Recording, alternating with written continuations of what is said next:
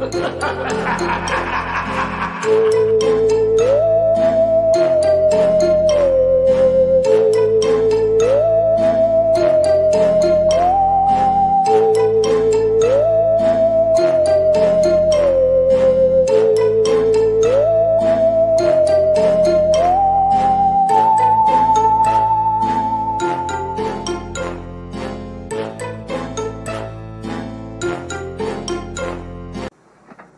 isn't this thing lighting?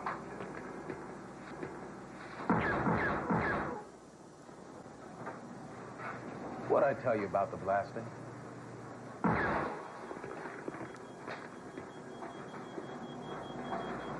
Star Wars is at BK. Get all 6 collectible hologram watches, just $1.99 each with any value meal. Own the DVD now. Own the watches forever. Oh, dude, that Remember the commercial watches, was man? a fever dream. Like, it's like I kind of remembered it, and then I was like, wait a minute, is this real? And then, but the fucking watches just sold it. Yeah, I was like, yes, I remember those assholes.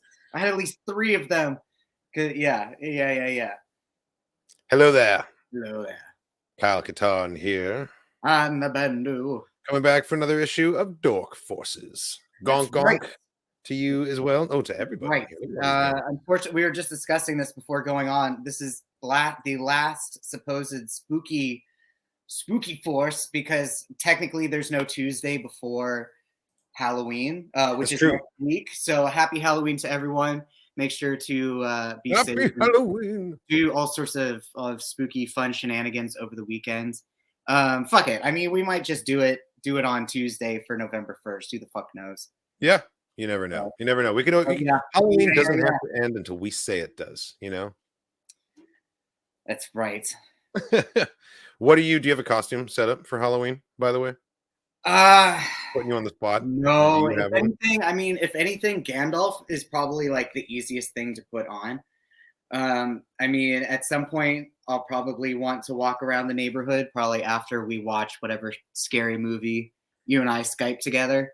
Because I mean, the weather just started to become more fall-like here in Arizona. So like, nice. I was actually finally able to wear I bet you've been starving for that kind of climate. Yeah, dude, like I didn't even remember what 71 feels like, or like 66 at nighttime. Like, yeah, it makes me more curious as to what it'll be like for me when I go back to Seattle in the summer and go visit, like for Ren Fair time. Well, like, speaking of which, I can give you a quick update because I just got a flood warning on my screen. Yeah, I got a new weather app that's telling me what the rain. It's been constantly raining, and now it says flood just happened. So sweet. Yeah, it's been raining constantly over here, and it's finally getting like dark and stormy, which it usually is over here for fall. But yeah, we were getting choked out by wildfire smoke for the last like 3 weeks, and it was like super muggy. Very uncharacteristic of the season. So you're not missing, like, you're probably imagining the usual weather that you're used to. It's not hasn't been what's weird though too, is, like, Arizona, like I'll get notifications on my phone all the fucking time about flash flood warnings because it's still technically monsoon season. Or at least now is like the tail end of monsoon season. But like because the dirt is so dry and everything is so compact, and the streets here are like so flat compared to Washington that are like kind of built with like an edge because they expect water to like, you know, go down the sides. But all the roads here are super flat. So all the rainwater just like quickly just takes up everything. But it's a whole different situation. Yeah. Earlier I was random shout out to Hans Zimmer for being a fucking amazing composer, by the way. Oh, what were you watching? I was rewatching the last 2 of the Pirates of the Caribbean movies, or at least of the Jeremy Bruckheimer like trilogy or whatever. So Dead Man's Chest and At World's End. Nice. Dude. Like, I love Dead Man's Chest. It's one of my favorites. For that trilogy, like it's almost as good as the Lord of the Rings trilogy, because as I was watching At World's End, which is the last one, like all the set design is like real, and all the costumes and all the weapons props are like they're Lord of the Rings good, you know? So it's I've always loved them as productions. Like the fact that they made actual like massive detailed model ships and then just like had a little controlled ocean that they sailed them in. Yeah. That's so badass. That must have been so much fun to film, you know? Fucking the set designs, the Jeffrey Rush who played Barbossa, it was like the He's so good. the perfect fucking pirate. Like he is movie loving pirate. it. Like everyone's like, oh yeah, Johnny Depp, like Jack Sparrow's phenomenal. But I've always thought Barbossa, Barbossa was the better pirate. Always. Barbossa though, man, like he was so fucking solid of a character. Nothing against Johnny Depp. He's just doing like a drunk Mick Jagger impression, and it really works, and I like it. But it's not a better pirate performance than Barbossa. Also justice for Johnny, but yeah, there's something about Barbossa that's just like, you know, he had a field day every day he showed up for work for that role. Like, yeah, crusty old cur, like hold your wind and hold your water. Like it's the fake teeth for me. It's his nasty ass fake teeth. He would smile and show him every chance that he got. Like he was really enjoying himself. It's so fucking hard. And then just like, yeah, man, Hans, and then Bill Nye, who played fucking Davy Jones, who was like, you know, 98% all completely CGI. He's so good. He just Andy Serkis that shit, man. I think my favorite role that he was in is Hitchhiker's Guide. Oh yeah, I forget who he played for that one, but yeah, he shows up at the end. He's like one of the pencil pushers that just like is the architect of the universe. That's right. He takes him on the tour, and he's all just like hella underwhelmed at all these things he's done. He's like, whatever. Yeah, no, he absolutely did like an Andy Serkis level mocap performance for Davy Jones. And then like, yeah, I can't even like try to impersonate the way that he almost had like a Christopher Walken, but like Shatner level of like the way he spoke and certain vowels or things that he would emphasize of like, do you fear death? You know, like, do not control my judgment. You know, he was like, I feel like he was speaking like as something that is a little bit not quite human anymore. Yeah. You know, he's lost a bit of his humanity, and I think it's reflected in how he talks. At least that's how I always interpreted that. And I've always thought David Jones was badass, man. He was fucking solid. David Jones is locker. But yeah, welcome again for another amazing Andor Eve. But yeah, this is true. In universe, Barbossa is even more successful as a pirate. It's true. Like he became a Commodore. He lost his leg though, which was kind of legit. Like he had a more storied career, I would say. Yeah.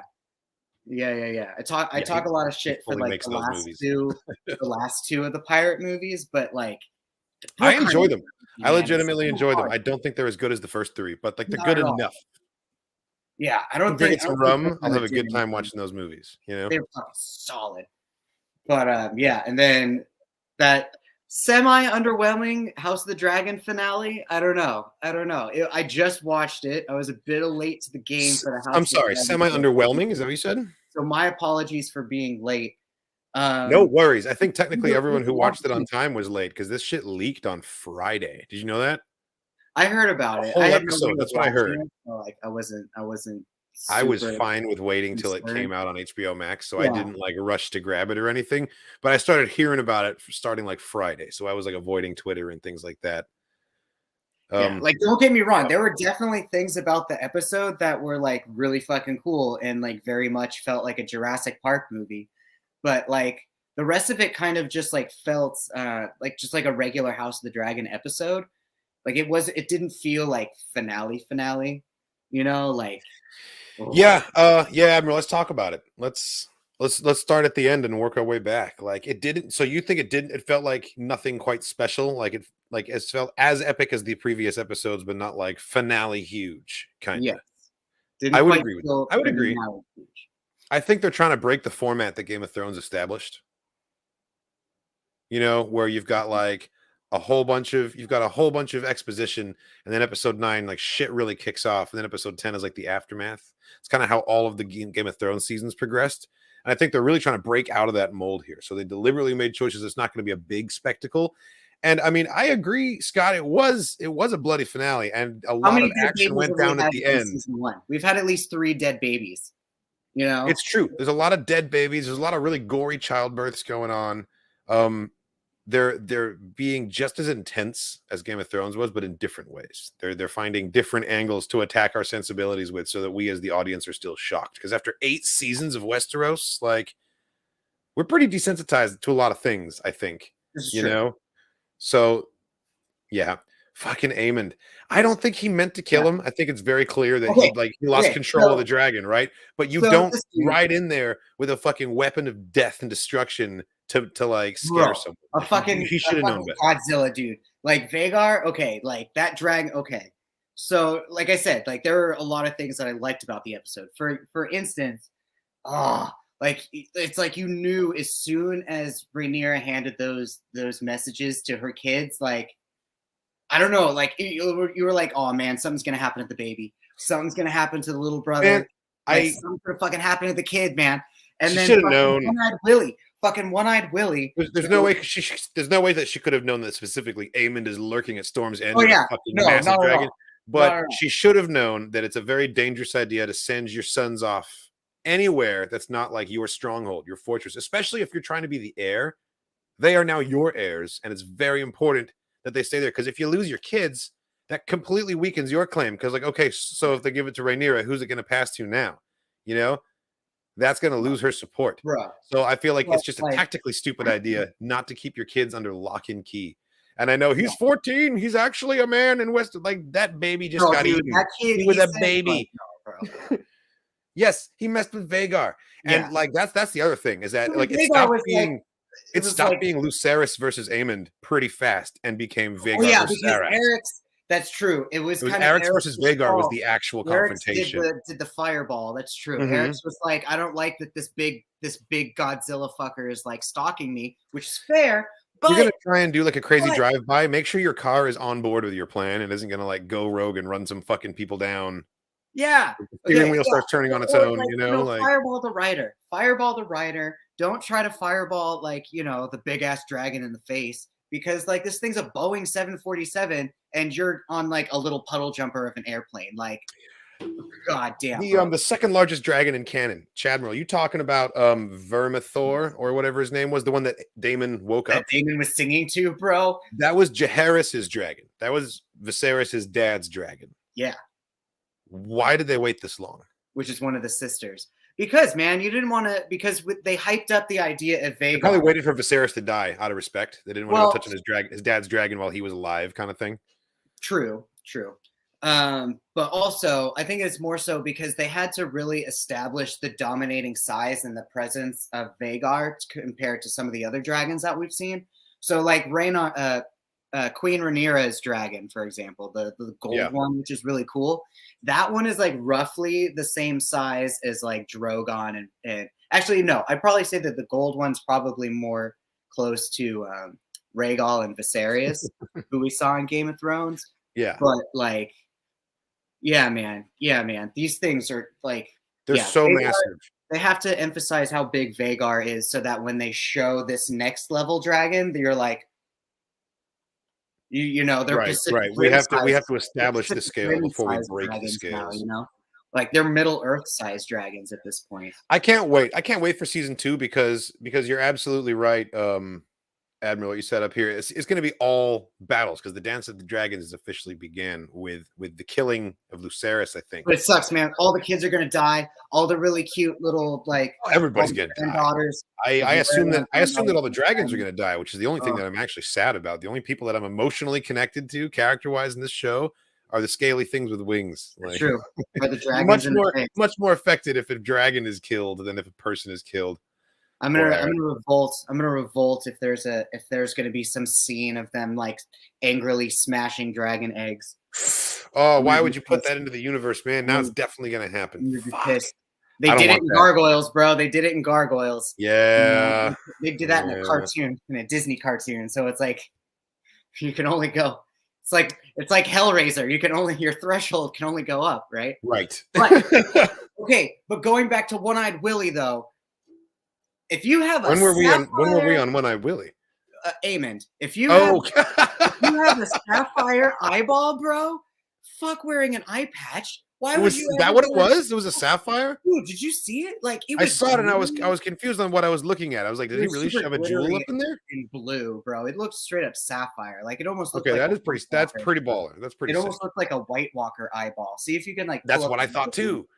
I agree with what you're saying, though. I wouldn't wear an eye patch if I had a baller ass. Yeah, you just pretty ass eyeball, all sparkly and blue. Sick. That's pretty sick. Dude, I would have Sonia, I've always wondered what happened if I tried to outrun a dragon, Game of Thrones or House of the Dragons or the Crate Dragon in The Mandalorian. I honestly would take my chances with a flying dragon before a burrowing dragon.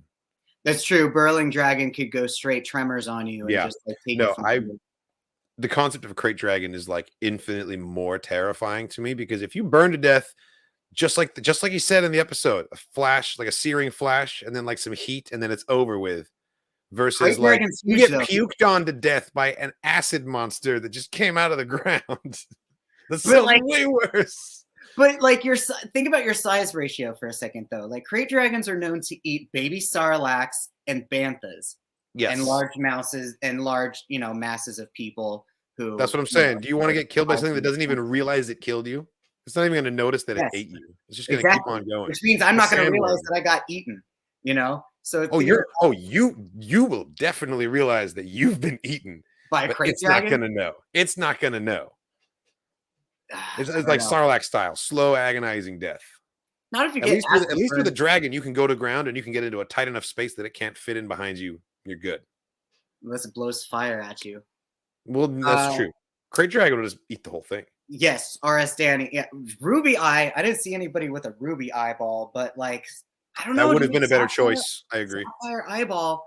It would have been more of a dick move, or I think more of like a family move if it was like an emerald eyeball sort of thing, because he's supposed to be Team Green, and I thought it was also a dick move that the banner ship was still the Targaryen sigil, but green. Dick move, Allison. Dick move, Otto Hightower. Like, oh yeah, we're still. You know that all of the most dick moves are coming from Otto Hightower, bro.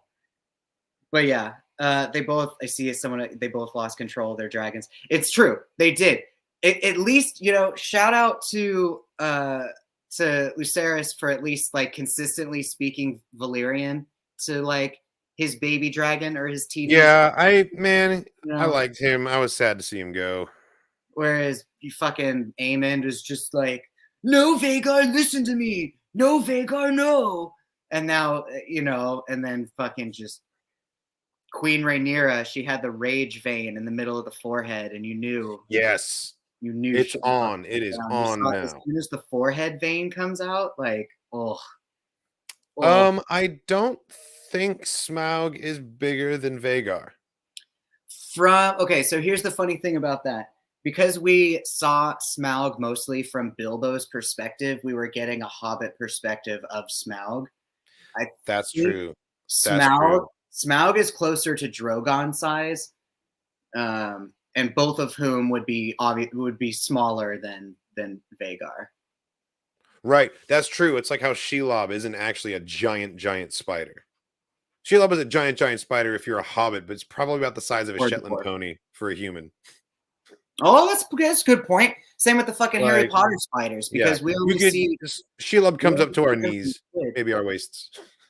Our waist. I think they're still. I would still think they're like waist size spiders. You know what? I don't want to think about this anymore. I don't know why. Why the fuck would I bring that up and put myself in that scenario? What's wrong with me? Come on.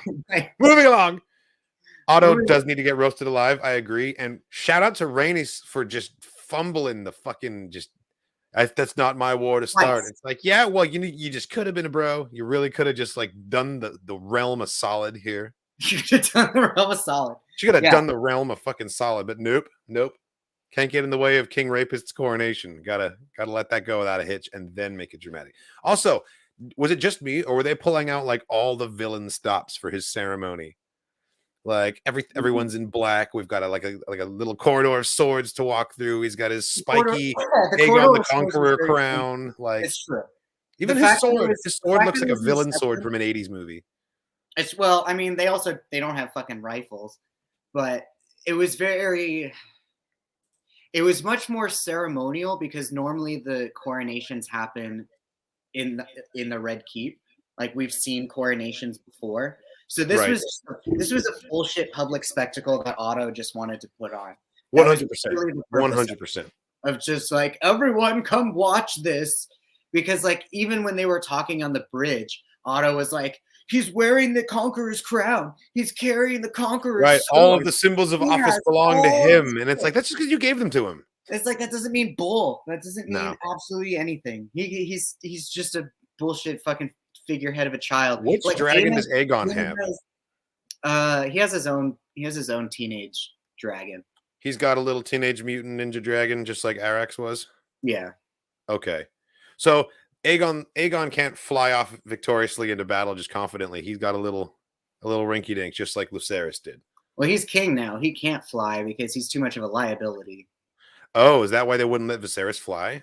I didn't realize that. That must also be why Jaehaerys had his dragon locked up.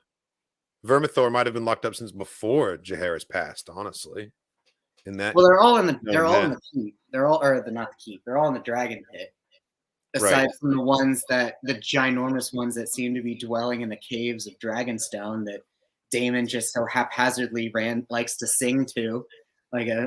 God, man. Daemon's crazy. Daemon is crazy, and he's not a good person. He's got a lot of like fan favoritism going on because he's fun to watch. But like, man is a fuckhead. He's a fuckhead. Murdered his wife, chokes out his new wife, like did all these ridiculous things. He cut his hair and then grew it back for one scene. Who does that? Psychopath. Who does that? Psychopath. That's true. Psychopaths. Yeah, right. Like he did it purely after like the Seaside War. Nice. So, let me take a look at that. It's interesting. It's weird. So we have a couple of trailers that have dropped. You've seen some of them. I haven't seen any of them. Yeah, it was Marvel decided to randomly give us a couple things today. And I'll take them. Why not, Or yesterday. It was either yesterday. I think it was yesterday. They found their way to my attention today. We've got an Ant-Man trailer. There's a new Ant-Man. Okay. Nice. RSA. Yeah, right? Like that would be 3. Ant-Man number 3. That was super weird and interesting also because it brought up a point of like, Viserys chose, like he was very specific of what he wanted to divulge and not divulge, but at the same time, Daemon never wanted to be king. Daemon never wanted the throne. Daemon never gave a shit. He just wanted to be part of the council and be involved. Are you sure? Are you sure he never wanted to be king? Because he was very offended that he'd never been told the dream. Yeah. But he also, and the implication there is he was never told the dream because he was never considered a serious prospect for the throne, And if he never wanted the throne, that wouldn't bother him so much. So that's got to be it. I think it's because he's addicted to knowledge. Because like, why else would he be like the entire time that he was in Pentos with his first wife? Like he locked himself up in the library for days. His first wife, by the way, Rhea Royce, delightful. Fucking hot. That's true. She was fucking awesome. And she was like a writer and a hunter and like Lord of the Vale. Yeah, dude. She was cool. Should have just fucking divorced her, man. I would have taken her. Oh yeah. Granted, I mean, like he's like his whole defining characteristic is questionable choices, though. That's true. He makes crazy choices and then just rationalizes it after the fact. I know. He called her a sheep.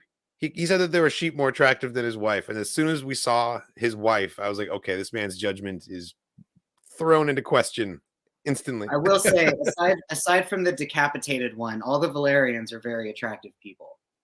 Like the people, like the black people that they hired to like be the Valerians and like the daughters and the granddaughters, like they're all very attractive people. I'm like, God damn. Well, sure, yes. I think everyone for the most part has like even the quote unquote ugly characters have attractive people underneath all that makeup playing them, because it's HBO. And if you're on HBO, you're probably pretty hot to begin with. But like, I don't know, some of the people look a little goofy. I finally, my brain has like started to understand Aemond with the long hair and the eye patch. It's just like, it looks so weird on him. The way it frames his face is just like completely.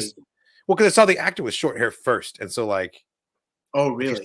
If you see him for the very first time and he has long hair, yeah, I guess you could. Okay, that makes sense. That's a thing. That's a person that I'm looking at. Aside from handsome Squidward, he kind of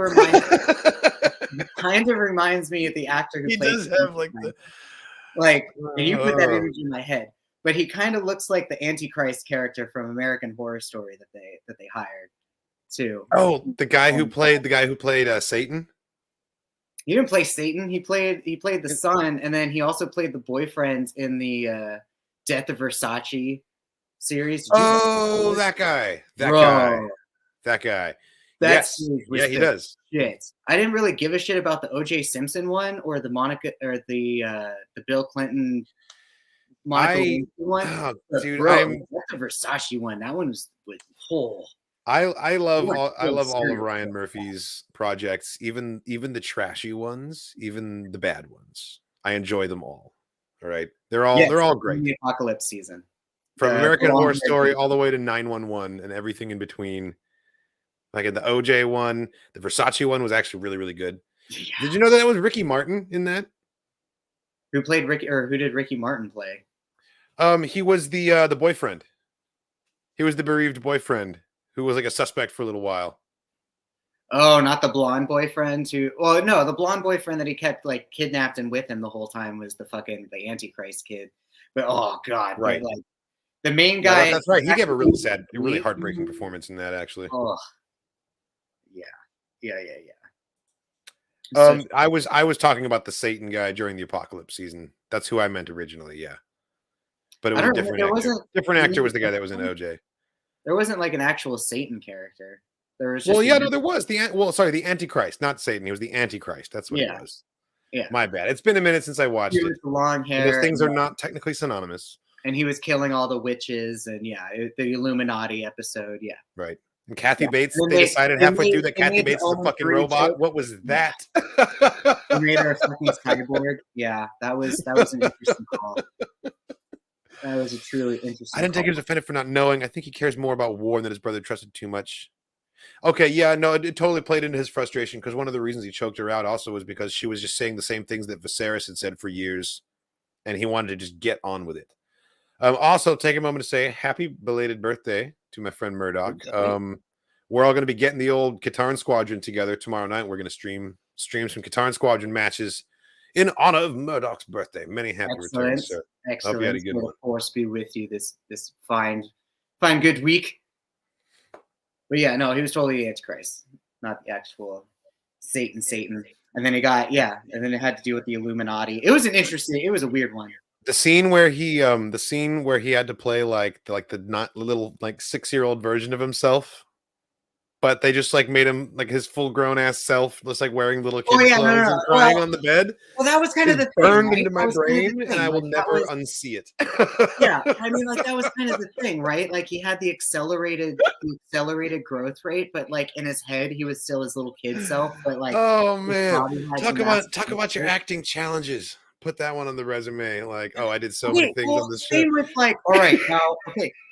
And now in this scene, you're going to set this ghost on fire. Go ahead. Like he went from doing the little kid scene to be like, all right, now we need you to kill these 2 teenage girls that break into the house. And then we need you to set their souls on fire. I can't believe they took out the Antichrist in the fucking minivan, bro. Yeah. Like that's how the whole thing, like, oh my God. We can't go down a Ryan Murphy hole because we'll be here forever. And also, I'm never going to say the phrase Ryan Murphy hole again. It's true. Just make my public apology now. Fuck. Okay, so we're going to start with on that note, we're going to watch the Ant-Man trailer for the first time. Moving on from House of Dragons, and it'll be interesting to see when season 2 comes out. Actually, it'll kind of be a race, I suppose, between Rings of Power season 2 and House of the Dragons season 2. Rings of Power is losing that race. They're going to take at least 2 years, is what I heard. Oh, to that like at 25. I was thinking it was like 2024 at the earliest. Oh shit. Okay. Well, oh fuck. Okay. Shit. But you know what? I'm okay with it. I'm good with it. As Treebeard said, if you have something important to say, something worth saying, it's worth taking a long time to say it. So I would rather not have a rush. Mordor Civil War, dude. Yeah, Mordor. Fucking Civil War. I can't wait. Are you going to root for Adar or for Sauron, though, is the question. Oh, Adar. Are you kidding me? Yeah, no, me too. There's something so, like, I don't know, aesthetically just badass about him. Like, as soon as I saw him, I was like, this guy. Or, like, if it's the pale skin and the like, the elf ears, or if it's just Uncle Benjen. I don't know.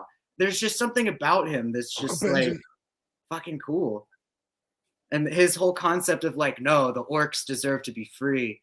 And then, like, you're gonna have Sauron coming in here. He gave his this He gave weird. his big like battle speech, and I was immediately like, yeah, you know what? Yeah, I'm on board. Like he recruited me in that moment too. And then Arondir gave his speech, and I was like, you know what? Adar's better. I'm still on the orc side. Yeah. But they win. And then he kickstarted a fucking volcano chain reaction, and it's like the coolest thing I think that any bad guy has done on screen in Middle Earth. You know, not including the actual written works of Tolkien, because there's a lot of badassery in there that will never probably see the light of day, just because exclusive rights, things that will never be given away. But like thinking of on-screen badass moments, I don't know. I think the top of the list was probably Sauron in the crowd, letting loose with the mace with the one ring and just like sending people flying. Yeah. And the prologue and Fellowship, just like that might be the top moment for me. That was a lot of just like, yeah, dude, there was like 7 people that flew with that per stroke. Like he just backhanded, like he was playing badminton with these people. He went both ways. He went front hand, backhand, and like Numenorians over there, elves over there, like. And you know that inside his helmet, he's like, oh, this is fucking awesome. Because we know now that it's fucking Halbrand in there. Like, oh man. But like that's the thing. So it's like, you know, in the like somewhere in there, like Adar. Because it's like, you know, Adar had to be there to hear Sauron's plan of like, all right, so I'm going to take this weird sword key. I'm going to put this in this dam, right? I'm going to build this dam blocking this river, right? And I'm going to make this key, and it's going to bring up the dam, and the river's just going to hit this volcano. It's going to go boom. Right? Adar's like, And then Adar's like, and then you're going to, and I'm going to kill you. And then I'm going to set off your volcano and make it my own land, and I'm going to free the orcs. Like, oh my god! Like, he literally pulled a Tigtone. He was like, and then we killed him and took his prism. Exactly. That's exactly what Adar's point was. It's like, we killed him and we took his prism. Yeah, man. Never, you know, I will never rain on a parade. I hope so. Okay. But we know what happened 6,000 years later. So and here's my hot take. What if Sauron just straight up he doesn't kill Adar. He pulls a Palpatine and just tortures the shit out of him. And then keeps him locked up? No. So he tortures the shit out of him, and then he's like gonna cut his lips off, and then he's gonna place a giant dome on his fucking head, and Adar is gonna become the voice of Sauron, bro. Could you imagine? What the fuck? Could you imagine? That would be dope. Could that be possible? No. I thought the mouth of Sauron was a man. I thought he was a man who forgot his own name, but like, I like that better. If that becomes a retcon, I would endorse Sauron is that it showed up the same time as the Eye of Sauron. So I figured the mouth of Sauron was probably, you know, just this priest that, you know, went crazy. Like he looked into a Palantir too much and like, you know, Sauron is our Lord and Savior. And then, you know, cut his lips off and was like, you know. That is a fucking bonkers ass theory, but it's so crazy they might just go with that, honestly. It's so cool. Right? I totally can see Sauron being like a corrupter enough to like, that's the ultimate humiliation I can give to my foe is that my foe is now my mouthpiece, you know, forced to do that bidding. The embodiment a pretty good revenge. Children, bro. I don't even know if at this point Sauron even wants revenge on Adar, because him getting sliced like that was absolutely advantageous to his plan. It's the only thing that put him into Galadriel's inner circle convincingly. Well, Adar also doesn't remember who Halbrand is. Right, exactly, which is the second half of the deception. He went back and he was able to get that confirmation. Do you remember me? Like, do you recognize me? Yeah, the feels when you realize that Adar was kidnapped from Valinor as a child by Morgoth in the First Age. Do we know that though? But he had the armor on. He had that's what he said. He said he was one of the Moriandor, and that's when they were all kidnapped. It was during the first initial war against Morgoth that took place in the First Age. Yeah, there's all kinds of heartbreaking realizations that you have after the fact, like the fact that, you know, Gandalf sent 3 eagles for Frodo and Sam and Gollum when they're on. Is that a book thing, or was that a Peter Jackson thing? Though? That's a Peter Jackson thing. Yeah. Absolutely, Peter Jackson thing. Which we have not met yet. We haven't met any Black Numenorians yet. I kind of had a theory in my head that Halbrand was going to become a Black Numenorian, even though they said he wasn't Numenorian, because I thought that his identity was still a secret to be revealed. You know. I mean, my sitting theory at first was that he was going to be, you know, the cowardly king under the, you know, the dead the dead ghost dude. That was a good theory too. I thought so. I thought so as well. But the timelines didn't quite equal out, especially if the cowardly king is like just regular ass human. Right, we're just gonna meet some dude who's like kind of shifty with a big ginger beard and be like, there he is. Yeah, it's just gonna be some nondescript. Season 3. Yeah. Yeah. I completely think that the Dwarven rings, they're not going to be in response to the Balrog necessarily, but they're going to be the rings of season 2. Agreed. Every season, we're going to get another set of rings forged, and then we're going to get the one ring, and then we're going to get, the last alliance in the battle, the elves and men on the slopes of Mount Doom, and it's going to be so fucking cool. It'll be so sick. But yeah, season 2, Mordor Civil War, and the Dwarven rings. Calling it now. Yeah, because they'll see how Dr. Holocron, it is trailer time. You see, Dr. Holocron, not everyone can watch us. Sometimes people have to listen. But anyway, I think they'll see because they'll see the 3 elven rings, right? They'll see that it's actually working. They're doing their weird nuclear reactor, and somehow it will just further convince them. Yeah, it'll either like the magic of the rings will somehow, I don't know, cure the elven cancer or whatnot, or maybe it'll take the war. Maybe like the elven light disappearing is just the second coming of Sauron, the second coming of Morgoth. Well, so the rings will have to have some sort of effect. Here's my concern: did anyone else see Halbrand after Sauron? After Galadriel accuses him and the reveal happens? No, he pushes her in the water, makes her hallucinate, and he's gone. She's the only one that sees him at that point. Yep. Which means no one is gonna fucking believe her. No, Elrond found the scroll. Elrond believes. Elrond found the scroll. Elrond's going to be like the only one. Like Celebrimbor and everyone else at Eregion's going to be like, well, these rings are working great. Like, I don't know. I think you seem a little paranoid here. Like, well, that was her whole point of like, no one else can be involved in this. We just need this to be Elven. Like, she was very Illuminati about it. Of like, okay, this thing needs to be just kept within us. We can't tell any other, the potential of this getting fucked with is too great. We need to keep this in-house. But they're not going to just immediately trust her version of how things went down, and they're going to continue to use the rings. Yeah. She wasn't keeping his identity a secret, but she definitely was seeing shifty-ass signs along the way and keeping them to herself rather than sharing them with the group or confronting him directly until it was too late and he'd been exposed to too much sensitive stuff. She brought him right to the fucking halls of the Elven Smiths. Like he played Galadriel card. He played too much as a Nar and was like, he just didn't come out as a Nar. He was just like, hey, Celebrimbor, how about this idea of you mixing ores together? Celebrimbor, he's after buttering him up, talking about how he's one of the legendary great smiths. Putting him, lowering the defenses. Yeah, it is kind of weird. That she trusts the outcome. It's weird that any of them are trusting the outcome, especially after the revelation of Halbrand. But yeah, no, I think that she's gonna have a hard time convincing everyone that what happened actually happened. Elrond's gonna be the only one on her side. That's my prediction. Okay, Ant-Man trailer, Ant-Man 3, Quantum Mania. Let's do bro. It. Watching this is gonna make me want to rewatch Lovecraft Country. Oh, that's right, because Kang, Jonathan Majors, right? Hell yeah. 100%. Hell yeah. Let's go. Let's do this. 100%. I used to ask myself a lot of questions.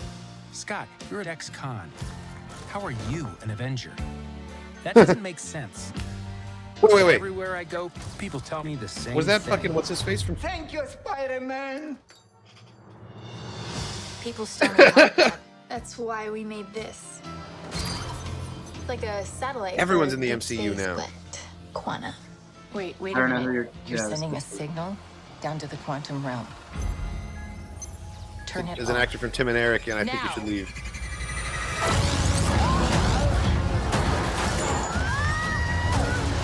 You're gonna get sucked into the quantum realm? Are we trapped in there? No, his daughter, what? Oh, so that's the little girl. Yeah. Cassie.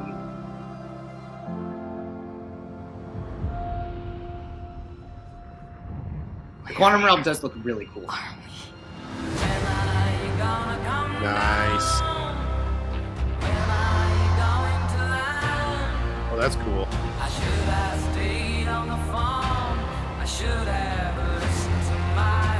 It's a secret universe beneath ours. What are you so afraid of? Bro, we can see Sylvie. There's something I never We told can see you. Loki. It's true. This place, This is where the TVA is. it isn't Yup. what you think.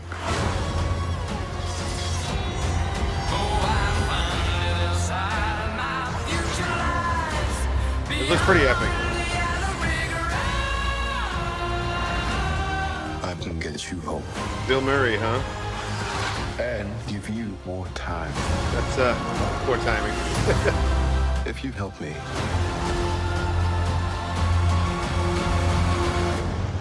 Bro. so what's it gonna be? Ant-Man.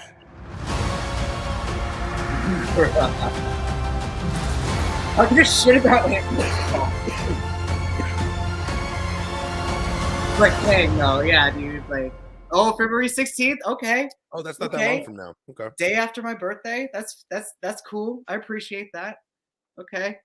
Nice. Yeah, dude. I'm purely gonna go in this for Kang and for the TVA and for That was yeah, a dope version of Yellow Brick Road, completely. Yes, bring on Kang. yeah, dude. Loki was a great show. The TVA, didn't someone have a theory that the TVA was in the quantum realm at some point? Yeah. Wasn't that like a thing that we were thinking? Yep. There was like a couple of sentences that Owen Wilson said about how time works differently there, and It's its own like- pocket realm. Okay. I don't know, man. I don't know. I don't know. I don't know what that means. There was a shot. There was a shot in the second in Ant-Man and the Wasp when they go back to get Hank Pym's wife. You see a city in the background of like one of the canyons that's in a bubble. So it's like, I don't know, man. There are some signs going both ways, I It's a guess. pocket dimension, but at the same time, like it could Is still. that a new Cassie? It is a I new don't It's remember not the the old Endgame Cassie. girl. It's not the Endgame girl, unfortunately. Oh, okay.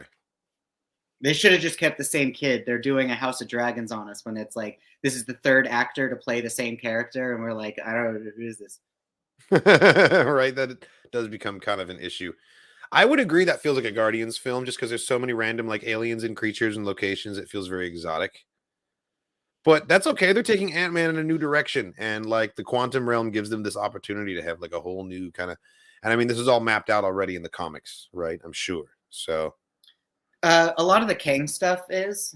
I am. what about not- the quantum realm? Is the quantum realm a thing from the comics too? Yeah. Okay. Especially because of like the TVA. Like the TVA is a real thing, and it's definitely deep rooted in Kang's history. I'm not a big enough knower of Marvel history or Ant-Man to really like definitively say either way. But that'll be some YouTube research to be done later. Tot City is Kang's persona. It is his personal city with all the stuff he's stolen throughout time with all his variants. It's not the TVA. Okay, it's a separate thing. But it functions the same way, like physically, that the TVA in its own little bubble, its own little pocket dimension. Hold on. Totally. I could totally see Dr. Aphra going to the quantum realm doing stuff like this.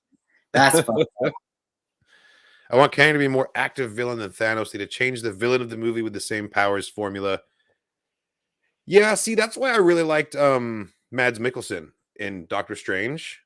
He was a great villain because he was so different about it. Like he was like his motivations were somewhat similar to the other Marvel villains, but like his power set was unique and the way he went about trying to achieve his goals was totally different. You know? Oh, because he tried to invoke Dormammu to do it? Well, exactly. He had a whole to- different kind of motivation, and his plans weren't the same. He wasn't just like some guy who you're gonna have to fisticuffs him until the very end when you can finally overpower him. That's true. You have to keep him from friends, doing his ritual, and you have to There's actually there was some nuance there. you have to keep this dark dimension from completely absorbing your world. Yeah. I think the That's best true. Marvel villain on screen, like performance-wise, like Green Goblin, Willem Dafoe, pretty damn good. Dude. William Dafoe is just he's But a in terms of interesting, maybe the Vulture. the Michael Keaton version? Michael Keaton Vulture. Yeah. Okay. The fact that he like had Spider-Man's back afterwards when he was in prison. When he got arrested. You know what I That's mean? true. Like that makes his character like 10 times more interesting to me that he would do that, because like I still don't believe that like if we see him again he'll still be a bad guy, you know. But like the That's fact fair. that he had that, like that he was willing to pay it forward in that way is fascinating to me. That's fair. And going and thinking about Caecilius more and Mads Mikkelsen's, like his whole point also wasn't to be like to be an endgame ruler or to be That's like, fucked. you know, the savior thing. His whole thing was, yeah, the Marvel not telling her or finding out the announcement thing. Man. His thing was just like he wanted people to not die, essentially. Like his whole premise was like, well, if I give the planet over to this place that time doesn't exist, no one gets old, no one gets sick, no one dies. Sounds pretty cool. But like he was just going about it the wrong way, you know? Right. He's just being a bit of a madman about it. Okay, Zemo's a so pretty damn good MCU villain too, and I'm really looking forward to what's the project that he's in? he's not in the Thunderbolts. He's not in the Thunderbolts, or is he a surprise member of the Thunderbolts? If they're not marked. Better be a surprise member of the Thunderbolts Because they do that shit all the time. He's got to be in there, comics, right? He's the whole like put her together of the Thunderbolts. Well, I guess what's his name? Secretary Ross, who's now being played by Harrison Ford. He's the dude who puts the Thunderbolts together. But yeah, like Zemo is like his baby. Him and Norman Osborn. And we don't have an MCU Norman Osborn yet in this universe since William Dafoe got, teleported back. Can you imagine if they fucking brought in like James Franco? No, they won't do it. They won't do it. Yeah, we know he's not. Yes. That's too bad. That's too bad. Ronan the Accuser is also a pretty fun villain. Having fucking Thandril, like, yeah, okay, so he was fun because of just how completely out there and like he was so full of himself. He was so fucking full of himself, and I have which is perfect for both of those characters. I have mad respect for anyone who collectively gives Thanos the middle finger. It was like, you tried to get me to steal the Power Stone? Fuck you! I'm gonna use the Power Stone. Blah!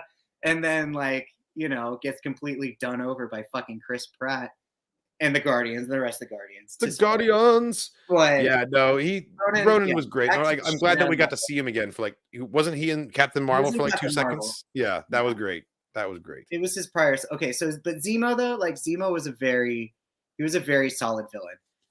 I appreciate that he didn't really get his full villain shine until the Falcon Winter Soldier series, which is where I grew to appreciate him more. In Civil War, though, he was a great villain in the Civil War movie and just a complete great shit stirrer.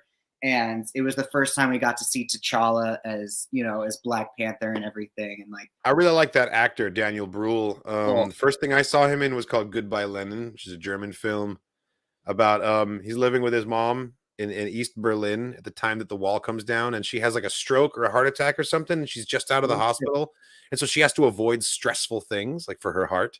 So the walls come down, and like capitalism has arrived in Eastern Berlin, and he has to try and like pretend like nothing is different, so that his mom doesn't know, because she's gonna like freak out if she knows that this happened. It's a very bittersweet movie, but it's very moving, and that's the first thing that I saw him in. He was like 16 years old. I think Inglourious Bastards was the first thing I ever saw. I think, I'm pretty sure he was the Nazi sniper that they made a movie after, and he gets killed in the theater. Yeah, that's right. That was him. He was in that too. I think he was. Goodbye Lenin was like early 2000s. The German dub for real? Is the dude like straight up German? Yeah, of course he is. Oh fuck! I had no idea. Daniel Bruhl. Legit. Last name is Bruhl. I guess that's fair. That's fair. That's true. I didn't mention that. Goodbye Lenin is completely in German. It's all auf Deutsch. There's no. That's fair. I mean, I had no idea that Sebastian Stan was full fucking Romanian and like speaks Romanian fucking fluently. Like, yeah, Viggo Mortensen. And they're just like, oh yeah, Bucky Barnes knows all this Romanian. Let's just put it as his character story. And I was like, oh shit, that just makes so much sense. Yeah. Oh my god. But yeah, Zemo's fucking. It was fantastic. But as an overall arching, like multi-movie villain, like Thanos, like he was very in the back sort of thing. Loki was the only kind of like in our face villain that we've had for like multiple things. Hiddleston obviously did a great job. But yeah, I'm really curious to see. What was the guy on She-Hulk in the second to last episode? Frogman. Oh, Leapfrog. Leapfrog. You can't forget about my boy Leapfrog. Also an excellent. Is he a villain or is he a hero? Dude, he might show up in the new Daredevil series. Who the fuck knows?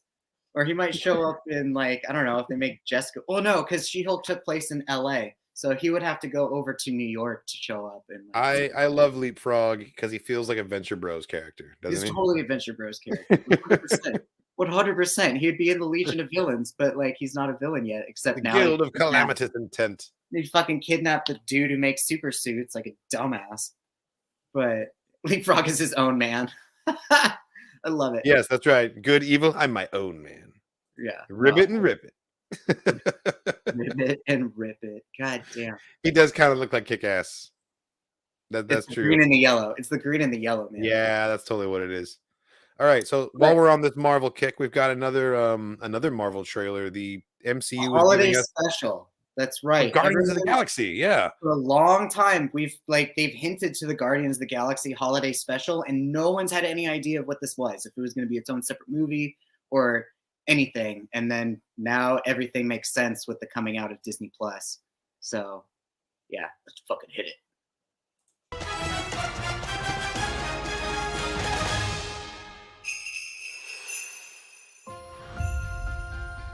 I just saw on the calendar that right now on Earth, it's almost Christmas time. We don't have time for trivialities like Christmas. But Peter's so sad about Gamora being gone. I was just wondering if they were going to do some like galactic holiday or if they're just doing wonderful Christmas gift. It would make him happy. Fucking Drax and Mantis in Hollywood, bro. At least the Star Wars holiday special came up with Life Day. Yeah. Something special. Fucking Drax and Mantis is just gonna hang out on What Earth. about someone special? I do like them pairing up and going to Earth. That's We're looking fun. for the legendary Kevin Bacon. We're looking for the legendary What? Kevin Bacon. I just said that, Drax. Your voice is small and mousy. I think maybe he didn't hear you. Is that nice? That's him. Fucking God, bro. You're coming with us. That's a Christmas present. Christmas present, bro. Oh, that's amazing. They fucking talking like aliens. I'm Groot. Groot, why is he all this? Group's not working out. November 25th. Okay. Interesting. Super Okay. fucking cute. Super fucking cute. That looks like it's gonna be cute and fun and sweet. I look forward to it. So yeah, That's awesome. the last holiday Christmas thing we got was the Hawkeye miniseries, which actually came out at the same time and ended up being like a Thanksgiving show, but like introduction. That's true. It was holidays. It was set during the holidays. Yeah. Yeah, I love that. Introducing Kevin Bacon. this new face. This new on the guy. scene. We've never seen. Yeah. It's for all the man. it's No, for that all was the great. non-footloose. Yeah, dude. Fucking great. Yeah, he should have kept up the footloose moves. He would have escaped faster. We have one more thing to look at here. I guess it's an update trailer for Lego Skywalker Saga Edition. See what they're adding. Armorer, nice. Hera, fuck yeah. Oh, of interest. Yes. Pelimano. Oh, it's the Darth Saxon, what? Fucking Blind Darth Kaden, Black Chrysanthemum. Oh, I love it. Chrysanthemum versus Ronto. Okay, cool. Andor stuff. Nice. You got a little. Oh my Cyril god, Karn. is that That's totally Cyril. Luthen. was that fucking Cyril? Yeah, Luthen getting chased by Dedra. That's Bro, hilarious. Raymond. That's dope. Cool. Okay, I really want a Oh, minifigure, movie? physical mini of that Kenobi. Oh, you get to play as Inquisitor? Okay, that's kind of cool. Fuck off, Kathleen. Oh, we're gonna fight a Rancor? Combat! Dude, it's your boy! That's hilarious. Oh, and we're getting summer vacay stuff. That's nice. Now, Rex, excellent. Shooting some Geonosians. Savage. That's the bot. Oh, Sabine! With the grapple hook? Okay. That's Fucking fine. Thrawn's in this. Oh, we got Kanan. That's pretty cool. That's cool Cad that they're Bane. doing Rebels characters. I really appreciate that. The Saga edition really does feel complete when they add stuff like this, you know? The fact that you can play as Reva is pretty cool. Oh no. Oh no. Oh no. That's fucked up, man. That's too dumb. You shoot that. Ow, woo! That was sweet. No, that was cool. I'm definitely gonna have to log back in and download this update. I haven't played in a while. I got the game at launch. I played through it on Twitch. And then after I beat it, I kind of let it lie. But I'll come back to it. I'll come back to it for sure. RSN. Yeah, the Okay, blind so canyon it's was funny you sweet. bring that up. It's funny you bring that up because I was talking to a couple of people at my local game store who play Star Wars Legions. And Star Wars Legions, they just released, last month, they released Black Sun Maul with like with cyborg legs and everything. But he comes as a affiliated leader for Black Sun, the Pikes, and his own brand of the Mandos in the red and black armor. So you get Gar Saxon now as Star Wars Legion's playable character, which is also really cool. He has Gar Saxon was in there too. He has the the gauntlet shield, and then so like you can make his mini so where he has the shield and he's shooting with his pistol at the same time, which is really fucking cool. But here's my theory. I wish I had Legion, man. I wish I was better at painting so I could play Star Wars Legion.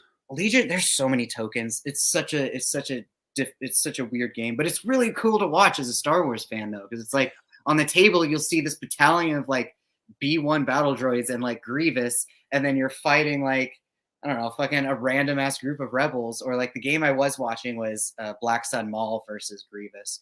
Nice. Anyway, that's a sweet matchup. I would want to know how that plays out. You know, right? I think the Pikes won. Thanks for sending it in, man. It was great. About the Ahsoka thing. As soon as the Ahsoka series comes out, I think there will be more Ahsoka stuff, like also rolling out or coming out. Like I'm sure Legions will come out with an Ahsoka hero character once the series comes out this year, and I'm sure like there'll be other. Well, there's certain upgrades that she's getting in the Ahsoka show that they're going to want to include. Exactly. In her character. We can't really talk about that, but she's in a couple of mobile games. Look a little different. She's in a couple of mobile games already. Yep. Which is appreciative, but I don't think she's in Battlefront, is she? Or if she is, she is not in Battlefront. No. Yeah. So she never made the transition. There are a lot of mods that put her in the game, but I'm sure that if Battlefront if they hadn't stopped supporting it, then we definitely would have her by now. Yeah, so I'm sure once her series comes out, super hyped, right? Okay, so we'll touch bases on that one for a hot second too. But yeah, I think once her series comes out, there'll be a lot more Ahsoka stuff coming out, because also when she came out in was it Mando season 2 that we got to see her again? That's when Galaxy's Edge really started putting out her costumes and really started putting out her legacy sabers. So I think we just got to. It's all coordinated. It's all coordinated. You could bet your bottom dollar that if nothing else, like the story group, whatever, but the merchandising, that's where the coordination happens, because that's where they're making their money. So Hasbro not included, because I don't know what the hell's going on with Hasbro's marketing. Rest in peace, Hasbro Star Wars toys, man. Hasbro had the best fucking Star Wars shit. Hasbro and Kenner, the old school Power of the Force line is like the best action figure merchandising line that has ever happened, and they're before and since, you know. And to all the people asking about Tales of the Jedi, this will relate to that as well. So one, I'm unfortunately waiting until Friday morning to watch all of Tales of the Jedi. That way I can just binge watch all the episodes at once. So I am going to have to avoid Twitter for the next 2 days, but I am 100% all here for Andor tonight, which is going to be fucking badass. Yes. Our plan is we're going to react to that tonight. And then, we're both going to become hermits for a few days. Yeah. I think it's episode 8 of 12. I'm excited to see more Skarsgård, which is also going back full circle to what we originally talked about, Pirates of the Caribbean. Seeing Bootstrap Bill and then watching Andor, dude, like talk about actors with range. I totally forgot that he was Bootstrap Bill. Bro, and I also rewatched Dune recently, and he's the Baron. Oh yeah, and he's so Skarsgård, bro, Skarsgård. But Tales of the Jedi, if we get that blue, give me a blue Legacy Darksaber, or not Darksaber. Whoa, give me a blue Legacy Dooku saber, bro. And I will be on that shit like fly on shit, 100%. Seriously, it's about the marketing and it's about the timing. So as soon as Tales of the Jedi comes out, give Disney a few weeks, maybe after Christmas, and we might get some blue Dooku lightsabers. And I'm 100% excited for that. And I never thought I never thought that I would be excited for a Dooku lightsaber, but it's just like, I love Dooku's curved hilt, man. I think it's so elegant. I've loved it since 2002, man, when that shit came out. With Yeah, blue see a legacy and- saber where you can switch between blue and red, just like with the Anakin legacy hilt, like would be dope. No, for it's sure. the Ahsoka ones. It's the first gen Ahsoka ones that you. Oh, can that's switch what it is. That's what it is. You're right. Which does kind of piss me off a little bit that Disney didn't go full green and yellow. I think they're both green, and that annoys the shit out of me. But that's all. No, that's fair. That would bug the fuck out of me too. Someone in the chat can correct me if you, or like, you know, yeah, someone can correct me or post a picture that you get a green and a yellow. But yeah, I'm pretty sure both of them are green, and I'm like, that's wrong. Dr. Holocron, I'm pretty sure that just means that she wasn't consulted. And I don't believe that she knows what's going to happen in Tales of the Jedi necessarily. It maybe if it does reference it, it's not a reference that they called her and asked her about for more context, I think. Or are we talking about the bird face, the Skeksis Inquisitor looking dude? Yeah, well, there's never a name is never given, so it could go either way, and they can get away with doing it in either way, you know. Dude, okay, so like 3D Yes, printers. yes, on the moons of Bogdan. Yeah, the 3D printers are going to have a field day with the bird face Inquisitor, and honestly, like Dooku cosplay might have to fucking happen, man. Jedi, like I'm thinking about it, and the gears in my head are just. I should think about a young Dooku with a beard too. I'm trying to find different bearded costumes to do. Super easy and would be super fucking cool. I really want to do. I really want to get a wig and do an Aragorn as King Elisar with like the red and black with the tree. But man, they're all so expensive. I was going to do that for Halloween this year, but they're too expensive.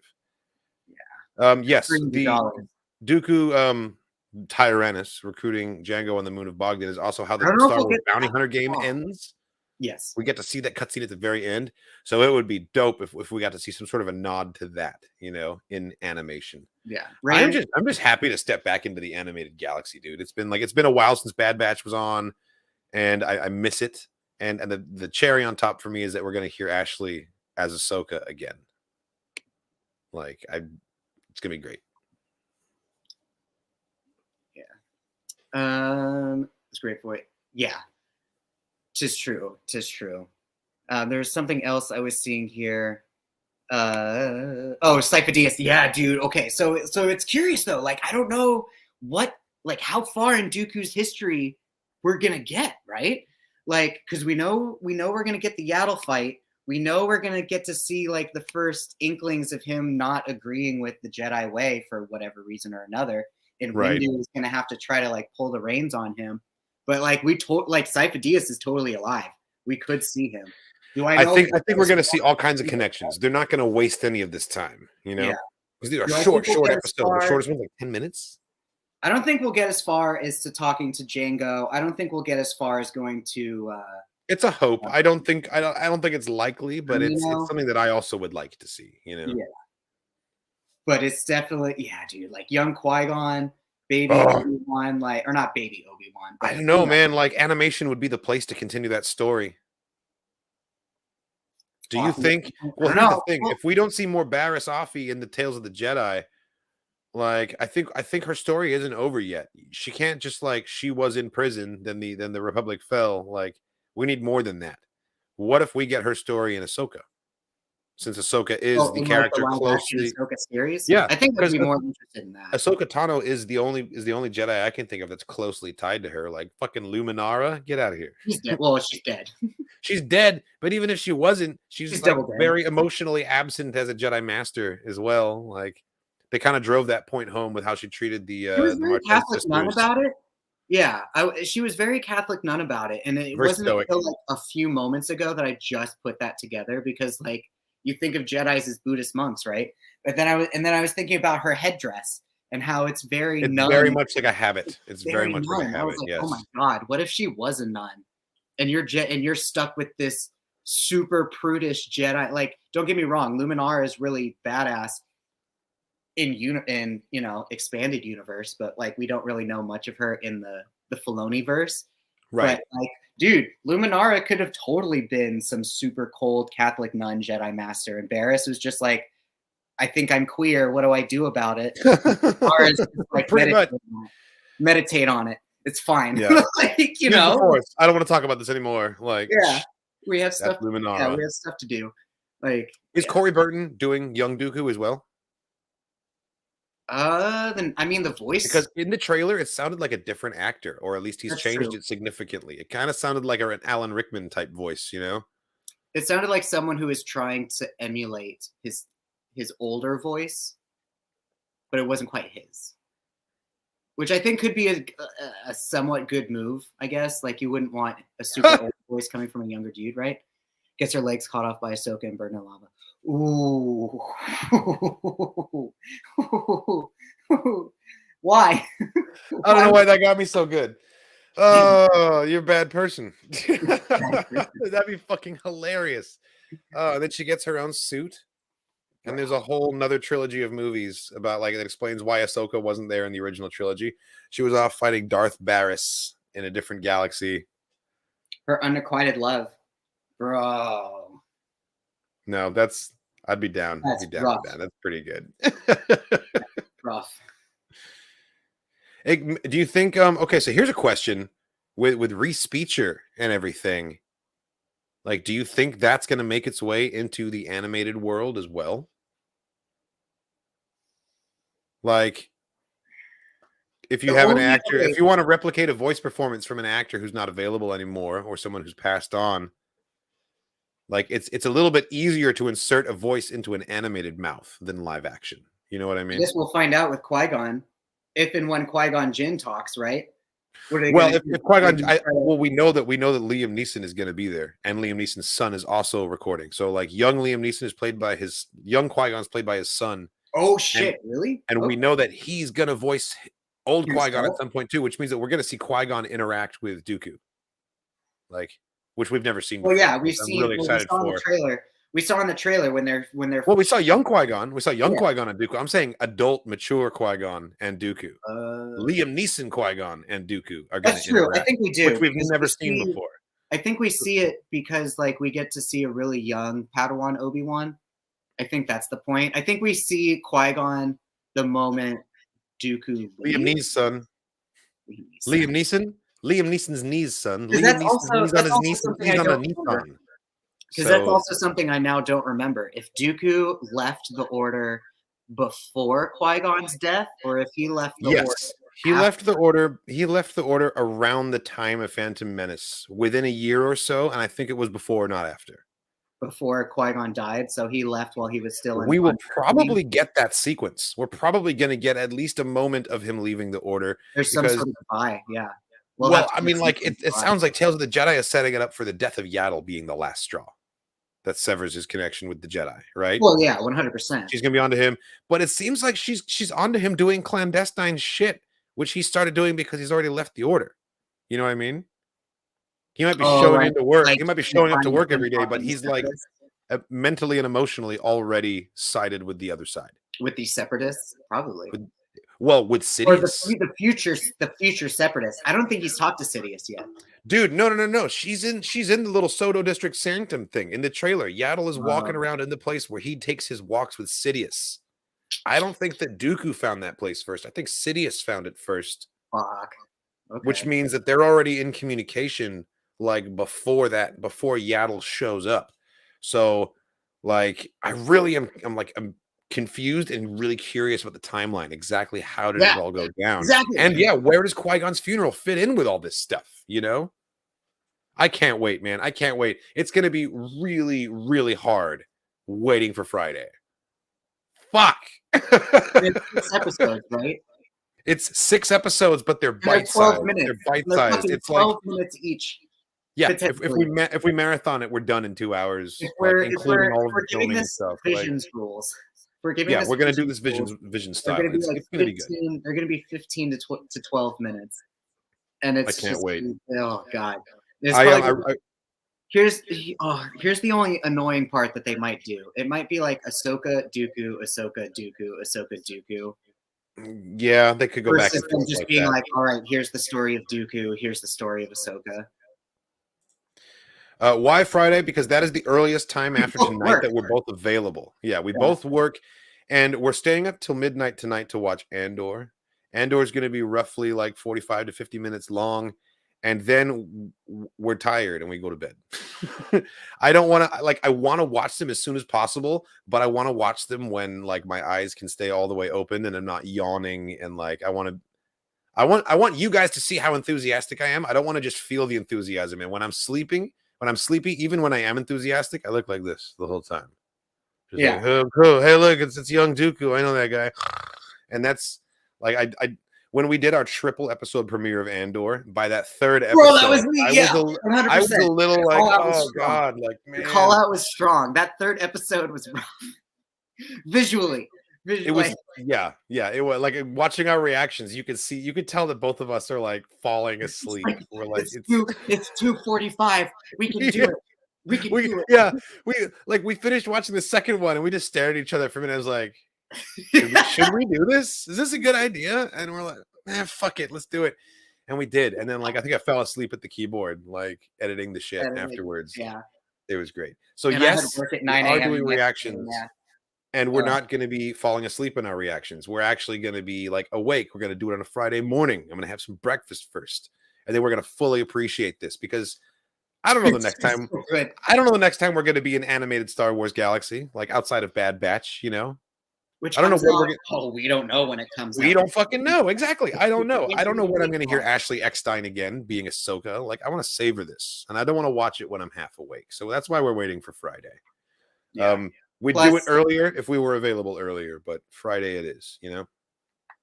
Yeah, because I don't work Thursday nights, but Katarn works Thursday nights, and then I don't work Friday, but Katarn works Friday nights. So Friday morning is when. Yeah, I work until 2 a.m. So it's late. It kind of rules out a lot of like, oh yeah, well after work, you know? The Acolyte is very much live action, and that is so exciting. Fucking live action High Republic, bro, about the Sith. Is that what it is, though? I don't know. Like, it could have been about Palpatine. We don't know much, but we do know that. We know that it's about the Acolyte. She's a Sith Acolyte, or at least a dark side Acolyte. We know that it's set in the High Republic era, and that it's live action. Okay. And that's pretty much all we know. Okay. Yeah, I work at a bar, and that's when the bars close. And I don't get to go home till all the drunks go home. So there's some late nights for me. Yeah, but he keeps people safe, so it's all worth it. I would love an animated anthology that spans all eras of Star Wars, kind of thing, where like we get High Republic and originals, prequels, sequels, but we also get like KOTOR era, get some SWTOR stories in there, and also use it as an opportunity to bridge the gap and have a bunch of Legends stories, like under the guise of like a what if scenario or in universe Legends, or however you have to dress it up. But like, give us some of those awesome stories as well, like translated into animation, if nothing else, because I think that would be bad. It would be so easy. It would be so easy. All you'd have to do is show us the Jedi Temple on Dantooine. Boom, done. Give us Tom Veitch's Dark Empire as an animated movie. Yeah, give us Timothy Zahn's original Heir to the Jedi, or Heir to the Empire series. Yeah, you know, or show us like the temples. Show us the pyramids and temples on Korriban in live action, or not live action, but like, you know, on screen. Like there's easily little things that you could do, or a full on HK unit. Give us an HK-47 unit. It doesn't even have to be our HK. It could be any HK. You know, Forces of Destiny didn't fully scratch that itch for me, but you know what did was Galaxy of Adventures. They did have some really cool Skywalker character like history transitions in a couple episodes. Forces and Destiny was cool for just like you're saying, filling in the blanks of those moments that we already knew, you know, like having those little like character moments really was cool. But something about the animation of Forces of Destiny, just like I didn't like it. It was play school. It was very play school. It was hard. It was hard to look at. Anakin looked like a very pretty woman. I don't know what was going on there. But Galaxy of Adventures totally scratched that itch just a little bit. Oh, that's what I'm thinking of. Okay, wait. Galaxy of Adventures was fucking dope. Forces of Destiny was like the Forces of Destiny is like a Barbie doll line. Oh, that's right. They came out with, and then it was like like the accompanying animation. Yeah. I was thinking of Galaxies of Adventures. Yeah, I was. Galaxy of Adventures is fucking dope. If you guys haven't checked out Galaxy of Adventures, watch them all. They're free to watch on Star Wars YouTube, and then go and watch our reactions to Galaxy of Adventures on our YouTube channel, because that was a great time. And the announcer is Zuko from Avatar. So it's true. Yeah. Yeah, when we watched that, I hadn't Galaxy seen of Avatar Adventures before, was so I was totally- like, oh, that's a cool voice. I don't know who that is. It was But now, Rufio, I can appreciate it more. Bangarang. But yeah, no, it was totally, Force of It was Destiny. totally good. It's That's totally what- good kitty Star Wars. Yeah, Galaxy Galaxy of of Adventures is where Adventures, it's at, though. I would say, did a better job of scratching that itch because they did a really interesting. I think it's one or two episodes where they like emphasized on the history of the Skywalker of like Anakin's lightsaber, and they sort of did like a weird TikTok thing where they just focused on the lightsaber hilt, but showed it like circling through the different generations, and you like saw Anakin hold I it, do and remember that. That was and you sweet. saw Rey hold it, and then like you saw it break in half, and then like you kind of it was. I mean, like interesting. some Star Wars fans just like the sequels or just like the prequels, and like they don't stray outside of it. I'm one of those guys that gets off on seeing things from different eras next to each other in one universe. Like that's really what gets me going.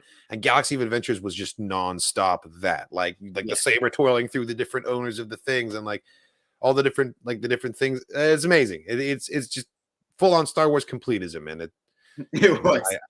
I appreciate it. And I hope that they add to it as we get more stuff. Like Galaxy of Adventures can have a little summary of Andor once Andor concludes, you know? Like they could, like they already made one of Boba Fett, but it ends with the Sarlacc. They need to make another one and put the book of Boba Fett in there too. Oh, that's true. Like have him popping out, or like have him like playing rock paper scissors with Tusken Raiders in the fucking desert.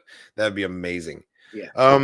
So that's Tales of the Jedi. Looking forward to that. Reactions won't be coming until sometime after Friday, but they will be hitting Patreon on Friday for sure. Like it's pretty quick to get them up there. We also have a new episode of Andor, but I wanted to talk about last week all the crazy stuff that went on there. Okay, yeah. So, guide too. Our trivia. So the abusive cop, I didn't quite realize, the semi-abusive cop, the one that arrests Andor in the first place. Yeah, the short trooper. Sam Witwer. Totally Sam Witwer. I had no fucking idea until I saw his. I couldn't tell. I saw his cryptic ass post on Twitter with like, "Are you part of it?" And I was like, "You motherfucker!" And then as soon as he said it, I rewatched the episode, and all it took was like the head tilt, and I was like, "Oh, you bastard! That is you." I was like, totally. Oh man! And then the whole choke, the pickup, the being charged 6 years. K2 was terrifying. Nothing, man. I know a direct response to the Aldani heist, jacking up all of those sentences. It's also why the folks. Oh no, it was in not. Rebels, he got 6 years for guilty association because they thought he was part of those people who were running away. Well, do you remember in Rebels in the first season when old Joe and all the people from the marketplace got like hauled off and were given like hard time? Yeah, just for nothing. Yeah, that's because of Aldani as well. That takes place in the same year as this. So like, okay. Everyone across the galaxy is just getting pounded in the ass by these new imperial statutes and regulations, and it's because they're trying to clamp down and send the message that they're not going to tolerate rebellion. But all it's doing is inciting more rebellion and radicalizing more people, and they're playing directly into Luthen's hand. Now, man, this show's fucking awesome. I can't wait. Yeah, 6 years for nothing but looking suspicious and saying that you're a tourist. Why are you sweating? That's one thing. That's one thing about Andor. He does not have. He's definitely like if you had to put him into D&D or into the Star Wars RPG, he's definitely a smuggler style class. Like he's kind of a Han Solo. He uses the same skill set as Han Solo, but he does not have Han's charm. He cannot. No, he rolled a 1 on talk that. The way that he rolled a 1, absolute 1. He rolled a 1 on that. What would you call that? Charisma. It's a charisma check. It was a charisma check, 100%. Charisma he should have just showed it in the grocery list. He should have been like, literally, I'm just trying to buy my fucking milk, man. Yeah, legit. The cop was like, are you a part of it? Why are you panting so much? Why are you sweating? Because it's fucking Florida. Like, it should have been like, are you a part of it? It should have been like, long live the empire or whatever. Yeah. I don't know. It was 100% police profiling. It was 100% like. Yeah, police profiling, 100%. Emphasis on extremism, 100%. So, I think you're right. I think that the Aldani heist completely contributed to the political situation that led to the Gorman protests. Because the Gorman people are protesting having their rights trampled, and I feel like their own situation becomes even more oppressive as a result of the Aldani heist. You know, all these increased, harsher sentences and everything. And because of that, the protest happens. And because of the protest, Tarkin lands a fucking Star Destroyer on them. And that is the impetus for Mon Mothma to leave and like flee and publicly denounce Palpatine and then flee. And I'm very interested to find out what happens to her family when that happens, you know? That's true. This episode marks an appearance by Colonel Wolf Yularen. Woo! Yeah, fucking It was a convoluted origin in Star Wars storytelling. Though he is said to be in Star Wars A New Hope, the character was an unnamed extra in a white uniform during the Death Star conference room scene. The Star Wars customizable card game in 1995 named him and identified him as an ISB officer. Later, Star Wars The Clone Wars 2008 used that character as the basis of a Republic fleet admiral, voiced by Tom Kane, the amazing Tom Kane. That same admiral was then depicted in Star Wars Rebels in his ISB role. That is very convoluted. Talk about going back and forth. Starting as an unnamed extra, like, no, that's great. He's totally the voice I copy and make fun of for our intro. Like, I'm the Bendu, recently on this episode of Dork Forces. Like, dude, I always do a Tom Kane when I'm reading the intro of one of the comics that's set in the Clone Wars. Bro. I don't know. I've been practicing my Yularen for a while. It's just it's not the best, but it's solid. It's like such a great narrator voice. Yeah, no high collars. Bullshit. The whole empire is full of high collars. Tarkin is amazing at making bad situations worse. Well, he may fire when ready. Single reactor ignition, and then boom, problem solved. I'd say Tarkin is good at making bad situations more clean. Well, that's true. That's true. He gets rid of all the witnesses very well. Well, sometimes there were a ton of witnesses at the Battle of Scarif, actually. So I take that back. What else we got here? Visible in Luthen's gallery in this episode are such artifacts as a Keldor breather mask, a Jedi Temple Guard mask, and a Gungan shield. And you can also see just the edge of the Calicori right there in the corner, too. Seeing that mask, man. Like, that has to be illegal, right? Like, you can't just hold, Jedi propaganda. Well, I guess it's not propaganda. I'm telling you, man. It's just like V for Vendetta, and Stephen Fry had the Quran in his house. He's got just like certain things that are just artifacts that get him in trouble, but he still hangs on to him just because. Like, I think that is his quiet rebellion. I can sell it to you. Cover. Right? It's like, I know it's illegal, but how much do you want it? Exactly. And like, it's imperial society. If he gets shaken down, he's just going to pay a bribe, Or not even that. He'll just be like, it's for sale. It's not, it's an artifact here in my collection. Exactly. It doesn't necessarily imply anything. But to me, like some cop would be like, why do you have that? And be like, it's 500 credits if you want it, Exactly. No, that's pretty good. Did not notice the Temple Guard in the back. Yeah, it's totally dope. Yeah. Indiana Jones would lose his mind in that story. Belongs in a museum. So do you. I think this was one of the moments that reminded me that I am a Rebels fan first and a Clone Wars fan second, because I looked at that and I thought about Kanan putting it on and fighting Maul before I thought about anything to do with the Clone Wars. Like, that was the moment. And then him finally getting knighted as well in the dojo. Yes. Like, those were the moments that I thought of when I saw that mask, instead of the Jedi who knew too much and like Ahsoka's guards when she's on trial and like all the other times that we see them. Like, for me, is like Rebels is where I remembered it from, even though Clone Wars is where it originated. I was going to say, don't we see a bunch of ruined ones in the super ashy Sith temple where that battle happens? And Ezra picks up the green crossguard lightsaber. Yeah, that's where Kanan wears his. That's where Maul blinds him. That's Malachor. Oh, and he puts it on. Oh, gotcha. Yeah, that's the same place where they find Maul, and then Maul blinds him, and he puts it on. Gotcha. No, it wasn't Grand Inquisitor's mask. It could be the Inquisitor's mask, though, because the Grand Inquisitor wore one just like everyone else back when he was a Temple Guard. Oh, that's fair. When they asked the Grand Inquisitor question, I thought they meant the Calicori face mask, and I was like, no, that's for no, yeah. That's if by suspicious you mean freaking rad. No, Clea is cool, and I want to see her in action because you know she's capable. You know that this lady can handle herself with a knife. Yeah, we're going to see that. She seems like a shank kind of lady. My question about Clea is: Did Luthen sign off on her giving Vel that assignment to kill Andor, or was that he was Clea already just going worried off on about her own Andor. to do that? He was already worried about Andor being a loose end, so he. No, I guess you're right. I guess you're right. No, that's true.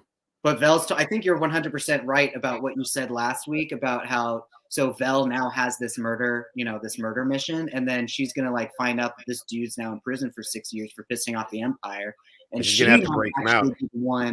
He might actually be the one who recruits him for the Empire, and Luthen was just the one who recruited him for this job. So I think, so they might. That's true. That would be a bit of a change. I don't know. I think that Luthen is the real deal of rebellion, and he's 100%. He's the one who's going to actually do the convincing, or at least he got the ball rolling. We'll see where it goes from there. It'll be Vel who convinces Luthen to fully bring Andor in. But I think Vel will be the first one to offer him the open hand of like, do you want to join the rebellion? Do you want to be do you want to be part of something? Yeah, he's definitely getting out somehow.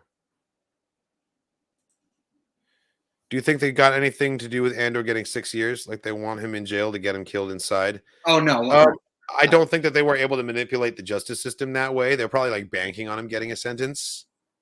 Like it seemed like such a random thing. It was such a random, wrong place, wrong time. I don't see how that could have been planned by anyone. But once they learn he's inside, maybe they'll come up with a plan and be like, okay, who do we have on the inside that we can send after him, kind of thing. See, we know that this show is just full of Easter eggs and references like everywhere. I'm looking forward to the prison scene. I'm looking forward to see what kind of like random, because so many people are in prison right now. We could just see background nods to so many fucking characters. Like fucking Cad Bane could be like, or just like a blue Duros in a prison jumpsuit in the background. I'll be like, that's Cad Bane. Even though it's not, because it's like, when did that bitch ever get arrested? He's been in prison hella times. He was in prison during the Clone Wars with Reiko Hardin when they were like trying to kidnap the Chancellor. Oh fuck! Did they get arrested? All the bounty hunters have been to prison tons of times. That's right. They always keep taking separatist contracts and they get fucking locked up by the Republic on the regular. That's true. Like we could see like an out of focus Trandoshan off in the background. Like that's Bosk. Bro, that'd be hilarious if we get to see Bosk. Oh my god, I would love it. Oh god damn it! No, Evazan and Ponda Baba in a cell with him. Like. Wow. I was joking about that 2 episodes ago. Like, if Dave Filoni was in charge of this, then Dr. Evazan would absolutely have been the doctor that they brought Nemec to instead of Mr. Quad Hands. Such a quad hands. Yeah, that's true. I'm curious to see how he escapes too. I love prison break stories. They're always so exciting. And one set in Star Wars with like the budget and level of quality that Andor's been bringing to the table. Like, yeah, this is gonna be great. This is going to be fucking awesome. My question is, are we fighting our way out? Or is he just walking right out the front door, acting like he belongs, wearing like a guard uniform? I don't know. I feel like we kind of saw part of it. This one, though, so if I got to see some random ass hut in the prison yard just pumping iron, I would die happy. Yes. Okay? If you just randomly show me a scene of just some fat ass, some bluff random ass, like hut, yes, in the yard, out in fucking the yard. Yoked out hut, just like tatted up. He's got like Nal Hutta across his chest. Yeah. If I could just see that for a hot second, that'd be hilarious and amazing. Yes, please give us a swole hut in the prison yard. We arrested hut. Yeah. Pizos are a form of legal pet pill or stimulant popular on both bustling Coruscant and laid-back Niamos. On Coruscant, there's a holographic ad for Pizos, as well as a reminder message from the ISB to always carry your chain code ID. Percocet. It's a Percocet commercial. And getting that good synergy with Bad Batch, though, bringing chain codes back up. That's true, because it's cool. Period, actually. It shows how far back they planned a lot of this stuff, too, because it's like one of the first things we learned about with The Mandalorian was chain codes. They talk about how they were only able to give us a partial chain code for Grogu, like when he's tracking it down, just the age. And at the time, we were like, okay, chain codes must be a bounty hunter thing, And No, with it's each a public- subsequent show, they've kind of it's a expanded full on new what that public means. identification. Yeah. And then Bad Batch showed up, and we get the full like, oh, okay, chain codes are that's pretty dark and This is dystopian. barcode shit. Yeah. It's a forced registration. Yeah, and now the ISB is saying always carry your chain code because you live in a fascist police state and you can be stopped and interrogated by anyone at any time for any reason. Or if you carry your chain code with you, it also helps emphasize those who have checked in with local authorities versus who haven't. So it's like if you have some illegal alien not on your visiting your planet, you're like, hey, who are you? You're from the Outer Rim. Why the fuck are you here? No, exactly. Yeah. Anything suspicious, they'll just look you up immediately. Do you think the real Reiko Hardin could come back and drop a line about a Jedi impersonating him? Didn't they like give him the brain scramblies? Like what we do in the shadows? I don't remember this reference. I remember Mace Windu and Anakin and Obi-Wan and someone else, like he had 4 hands on his fucking head and they were all like doing the Force to him and he was like his eyes were rolling back and stuff. Am I thinking of a different character? Because they definitely did that to someone. They like just they forced lobotomized someone? Yeah, they forced lobotomized someone in the Clone Wars. The Clone Wars? Yeah. Shit. Someone in the comments will remember what the hell I'm talking about, and then I'll pull up the scene. But yeah, all 4 of them. Oh, it was Cad Bane. You're right. They totally did that to Cad Bane. They forced lobotomized Cad Bane. Well, they were trying to do like a forced mind trick where they were trying to extract information from his head. Oh, that's and he right. was just like, "Fuck you! I have brain power." That was okay. Yeah, that's right. They were trying to Clone Wars Mandela effect. You're right. That was totally Cad Bane. All right, yeah, no, not Reiko Hardin. Reiko Hardin is probably out there somewhere still. Right, he's probably in the system, honestly. Prison forever. Totally thought that was Billy Lord. I love that no one recognized her and no one recognized Vel. At all. Because that's the point. That's totally the point. They're in disguise. Like, you got to look one way in one location, look completely different it's so amazing. Else. It's so amazing and surprising, like the power of putting your hair down and wearing makeup. Yeah, or just like my God. It's pretty nuts, and it's also it's brilliant too because this way if they show up on CCTV, this is the only time she ever has her hair like this, the only time her outfit's like this. She's not going to look like the person they're looking for that they have on their little printout hollows, you know. Yep. As Clea makes her way from the transit station, some stormtrooper chatter calls out LUH-341, which is a reference to LUH-3417, Maggie McOrney's character in THX-1138. That's right. LUH was the cellmate. THX-1138 being George Lucas's first feature film. That's true. That's cool. I wasn't able to make out what the chatter was, but that's a sweet reference, actually. I'll never doubt Superman's Clark Kent disguise again. Ha ha! 'Tis true. Exactly. Legit. Exactly, right? But also, that's like their fucking fault for not recognizing someone taking their glasses off and curling the hair. But at the same time, I don't know. I guess it's more the suit, right? Because Clark Kent was everything. He was like the big button-up suit and the tie. Like, he was everything. And the horn rimmed glasses. The hair was exactly the same, though. He didn't change his hairdo, right? No. Well, no, he had more of a curly Q because theoretically he was flying. So, like, your hair gets fucked up when you're flying at fucking jet speed. The flashback to the Ricks Road protest. That's hilarious. Clem's Andor's unfortunate role in it takes place during the first year of the Empire, before the full transition from clone trooper to stormtrooper forces. So this flashback takes place during the Bad Batch. Yeah. And I looked closely, and it doesn't look like they're wearing that super cool, unique Phase 3 clone armor that we saw in Bad Batch, where it was like almost stormtroopers, but not quite there yet. Yeah, these guys still have kind of mohawks, it looks. These are still Phase 2s. These are straight up Phase 2s right here.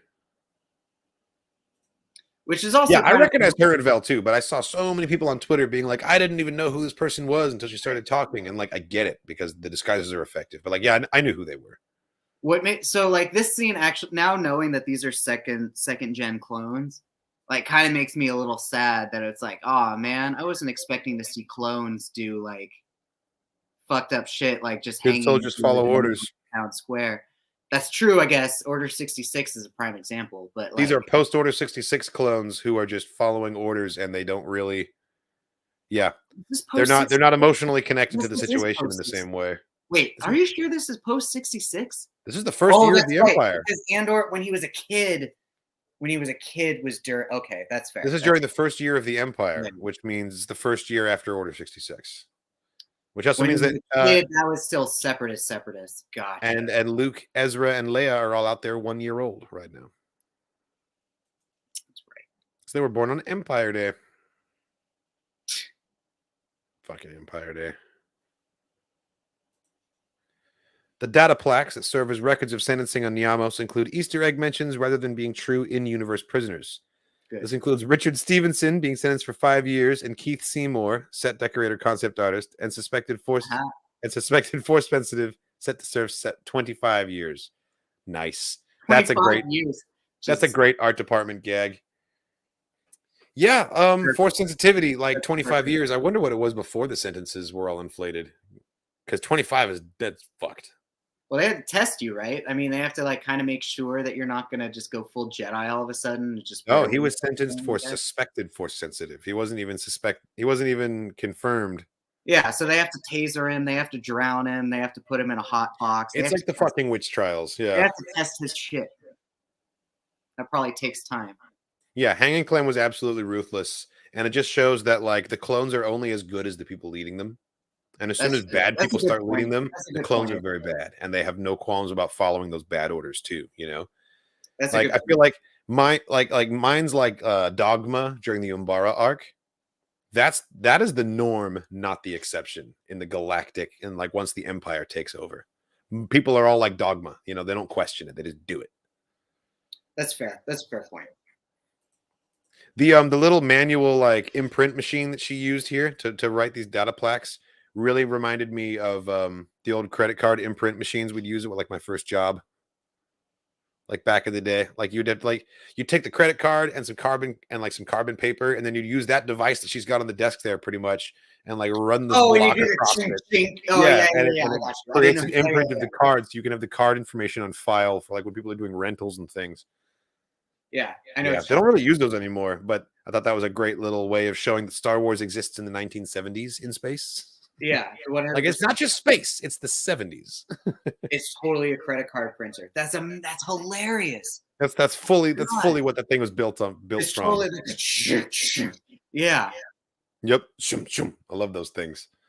They were a bitch to use, but I always loved the sound they made. I remember Fido having to use it a couple times because the system, the fucking computer system would go out. Oh, we had great computers there. We had great computers. They only broke like once a month.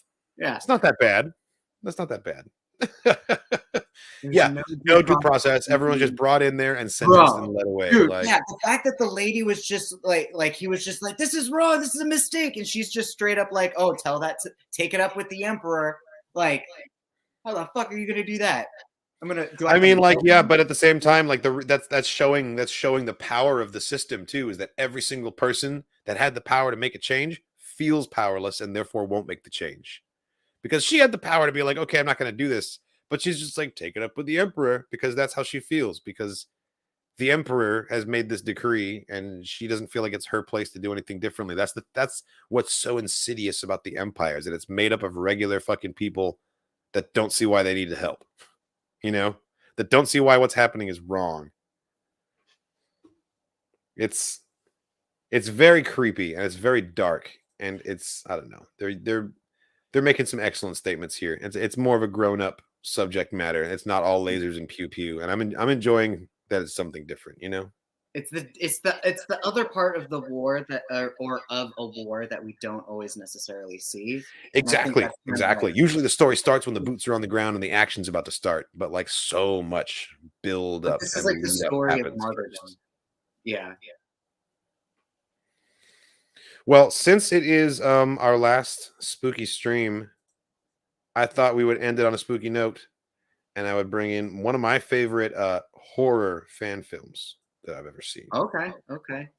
I don't know if you watched this one with me. I reacted to it like a year ago when it came out, but I present to you Ewok Hunt, a Star Wars horror film. Oh, yes.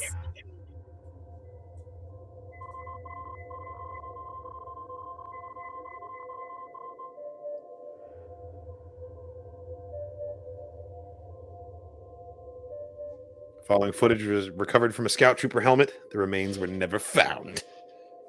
Because they got eaten. Straight fucking eaten. Battlefront sound. So good.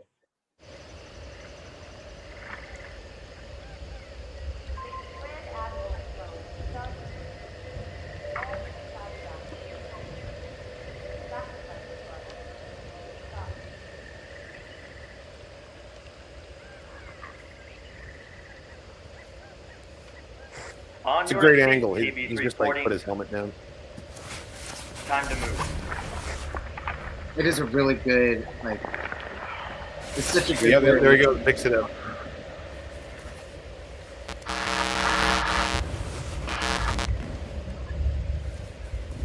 Move where, sir? Last 2 evacs have been a bust. New orders came in just before the signal. We're moving to evac point Delta Kappa in Quadrant Alpha. Here comes the last flyover for the night. 100%. Imperial regulation says They're to stay adorable put until during the they're night cycle. not. And I'm sure regulations didn't say anything about the damn Death Star blowing up. Again. We're on our own here. Not again. It's a different Death Star. You don't think it's true what they're saying, sir?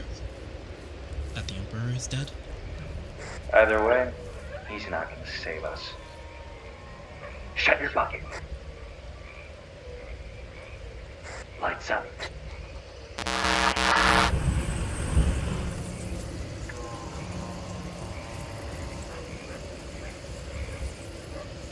Yeah, that's the thing. As soon as night falls on Andor, fucking terrifying.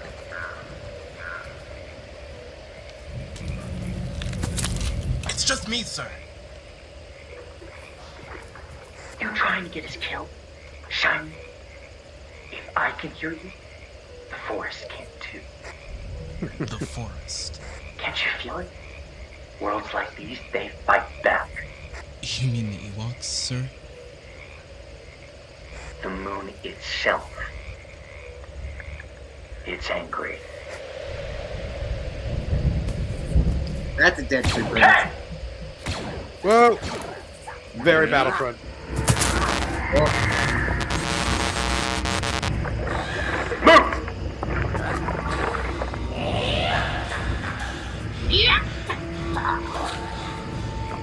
Could you imagine how just shit scary that must be? Seriously, they're just hearing all the sounds. From the trees. Hey! Steady yourself. Slow your breathing.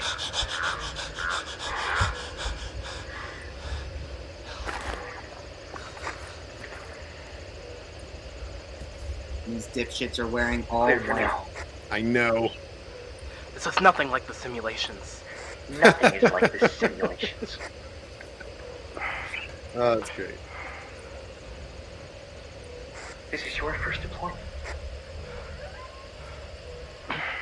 Dude, the coyote howls in the background is just like... Emperor or no emperor, you're a soldier. We'll get out of here, or may our bones rot under the core. What?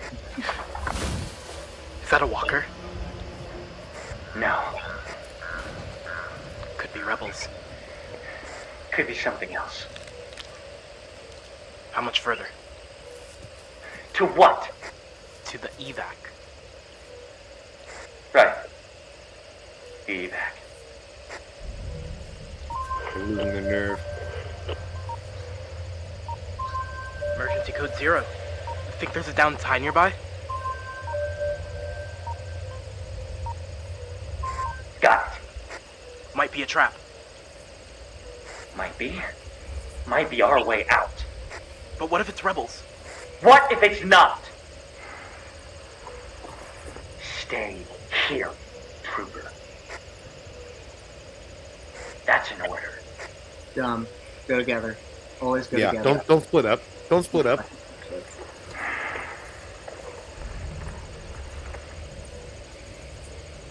Rebels don't technically have any walkers of their own, do they? They have hijacked a couple at this point, I think.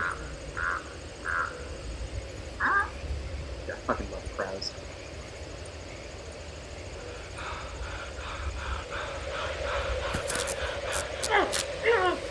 Sir?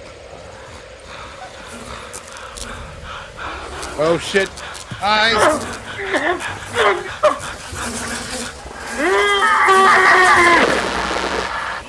Oh god, he's got Wixties! What? Is someone on fire? Dude, it's the little fucking pocket Wixties, the little pocket fairy thing. What the fuck just happened? And you walk fucking threw them in there. Sir? Through what? What is that? You watch the Andor movie? They have the tiny little, there's a whole society of little fairy people, and the Ewoks capture them and keep them in little bags, and they can throw them in pouches of like weaponized little fairy people. Interesting. And the Wookiees, the Ewoks keep them as slaves. It's kind of fucked up, actually. This is Grand Admiral Sloan of the Star Destroyer Division. Nice. All lunar side evacs have been compromised. Their sacrifice to our Emperor will not be forgotten. Bro, the fireflies literally, like, seared his head and flew out of the eyes and the mouth of the Helmet. Your sacrifice will not be forgotten. They're just pulling out. Oh, fuck. Bro. Fuck.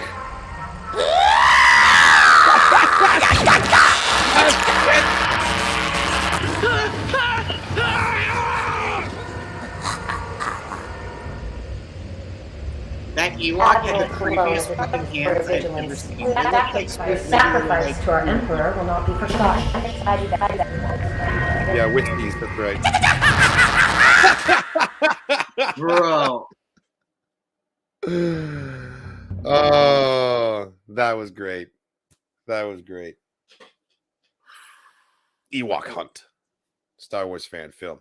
I'll drop a link in the description of this video on YouTube to that original fan film so you can check it out and give them a like and a follow because they're really talented. Yeah, the last shot was absolutely bloody Ewok face. The whole thing was great though. God. That was like an A24 film. It was a nice little cherry on top. Awesome. Oh, shit.